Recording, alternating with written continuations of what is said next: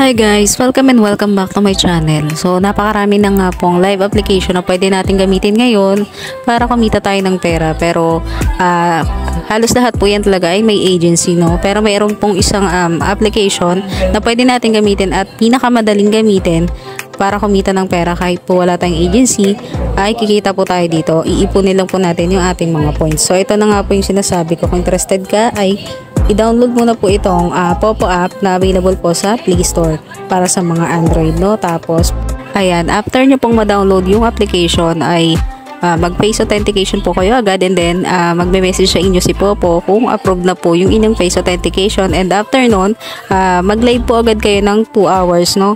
Yun po yung una nyong task within the day. Kailangan matapos yun yung 2 hours kahit po putol-putol, basta't matapos nyo po yung 2 hours para makuha nyo po yung $2.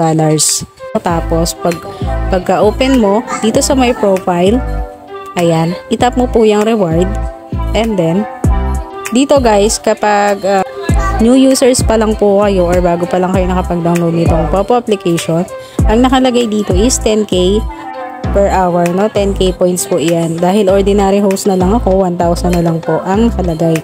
So paano nga ba mag solo live or mag-task? So dito sa tapat ng daily live duration, itap mo lang yung go, and then lalabas na ito. And then pwede mo po iyang palitan. Ayan, ikaw na bahala kung ano yung gusto mong ilagay dyan. And then itong chatting, singing, dancing, and make friends, kahit alin dyan yung gusto mong piliin. Tapos sa filters, dito po makikita lahat, no?